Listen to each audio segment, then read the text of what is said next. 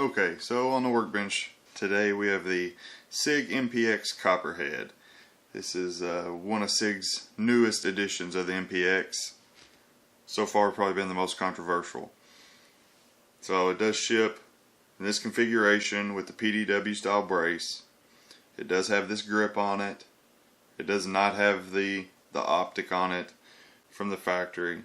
That is a DI optical FS1. So we're just going to break it down. I'll do some trigger pulls on it, show you how to take the PDW style brace off and add in a better brace option. Okay, we are going to go ahead and split this gun apart, take a look at the internals. I haven't had it apart yet, outside of a quick stock change, so it's going to be a first look for me too. I'm going to use a punch just to get the pin started.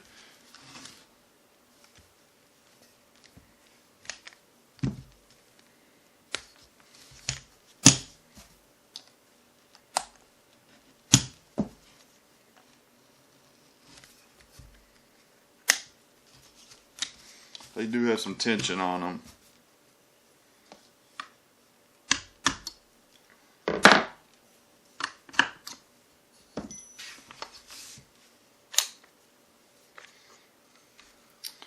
And it's apart.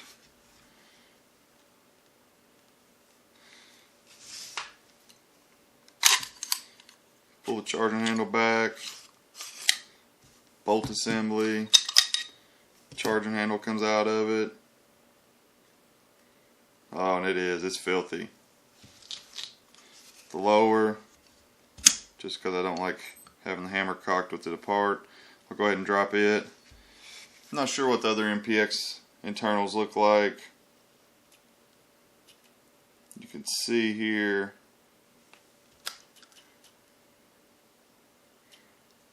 it does have like the trigger bridge, which is what is supposed to keep this from running a regular AR trigger. Even though regular AR style trigger will fit in it, it's not recommended to run one in it. It's hard on it, so a lot of manufacturers don't warranty their AR triggers. Do have like the AccuWedge deal back here. I don't know, neither here nor there. It does create a lot of tension in the upper and the lower. But man, it's dirty. I guess because the barrel's so short, you know, obviously it's not burning up the powder. So it is really, really caked in here. Let's see if I can get a good shot.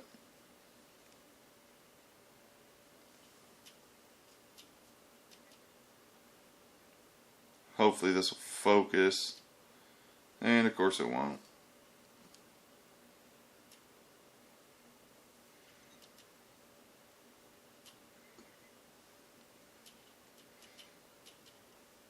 But yeah, it is filthy. There you can kind of see it. A lot of unburnt powder. Guess that's the nature of the beast with such a short barrel. Huh. Okay, so we will go ahead and pull the PDW brace off of it. Then we'll put it back together, do some trigger pulls on it, and see what it's coming in at. It is a mil-spec trigger, so it's not going to be anything great. It does take a T25 Torx. I like using the impact bits because they break a lot less. Stand it up on the end or turn it around.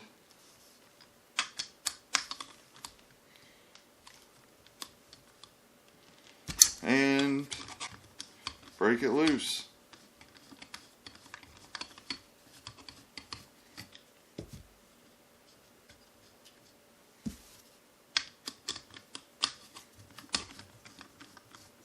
You can see, even as I'm backing this out, the lock on the side is starting to come out. It's protruding ever so slightly there. And then once it does break loose, it pops out. It is under spring tension. Set that off to the side. But you won't be able to pull this out. When you first take it off and you still got the stock in, it only comes out halfway. So you have to line it up, pull the stock off,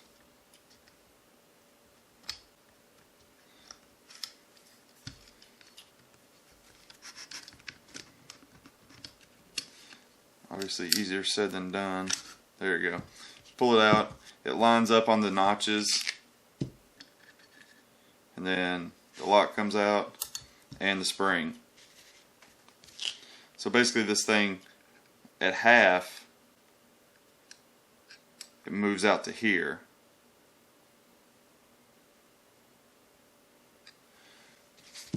So that's the PDW parts. Take the buffer, or take the rubber buffer, put it back in.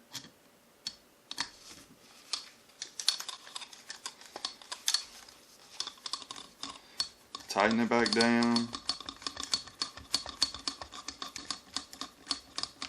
Snug it up. It doesn't have any Loctite on it from the factory, so I'm not putting Loctite back on it either. Then take your better brace option.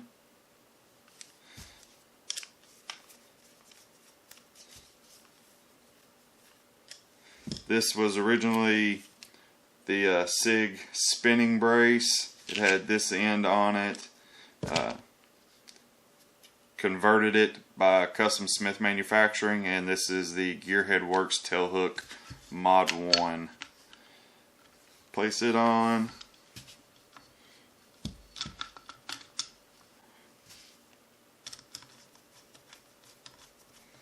Tighten it down.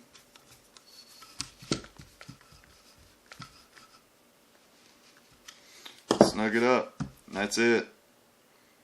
Pretty quick. Might take you 5 minutes the first time. So we will put this back together. Okay, so going back together, same thing as the way it came apart. Put your charging handle in. Take the bolt. Make sure it's setting flush. There it goes. It's filthy. Place it in. Slide it forward. It locks in.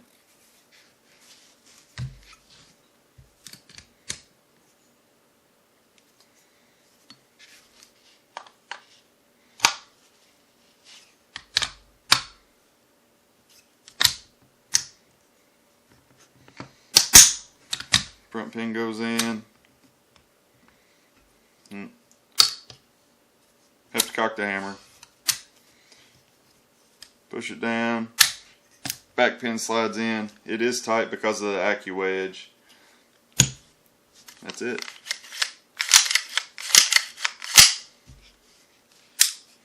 Safe.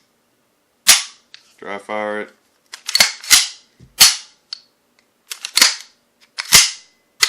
Trigger resets. Okay, we'll go ahead and take some trigger pulls on it. We'll do an average of 5. Got my Lyman gauge out.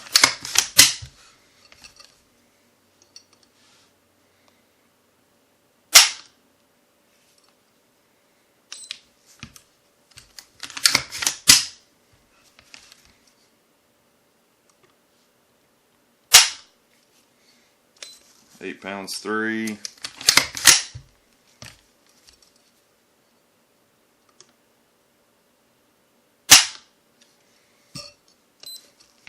$7.95.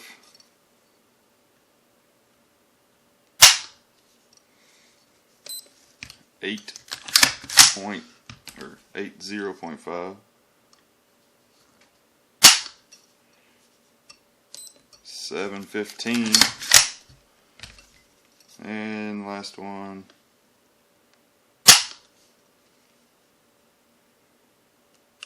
Average 7 pounds, 15 ounces. It is not great. Supposedly Geisley's coming out with a aftermarket trigger.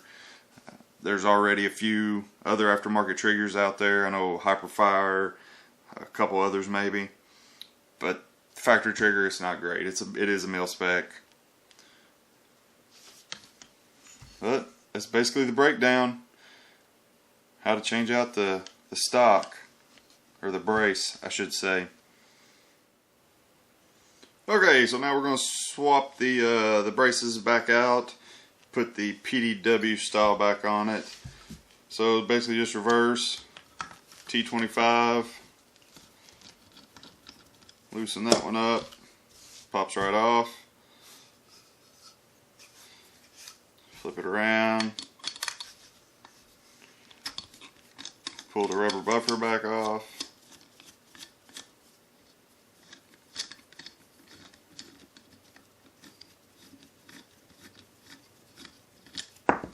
and of course it goes in the floor. Anytime you work on guns, that's where everything ends up, is in the floor. So this is the hardest part of this, the whole process, is getting this back in here and getting it lined up. So you slide that in with the spring.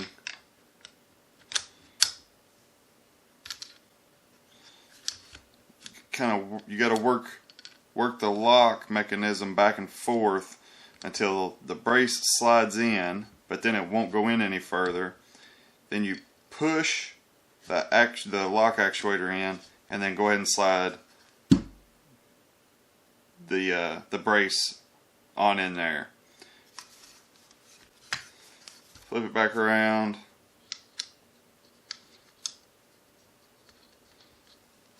Put the buffer back in. Tighten it all back down.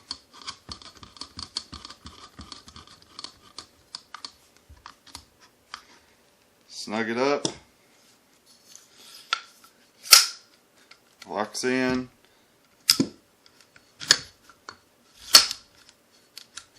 Everything's good to go.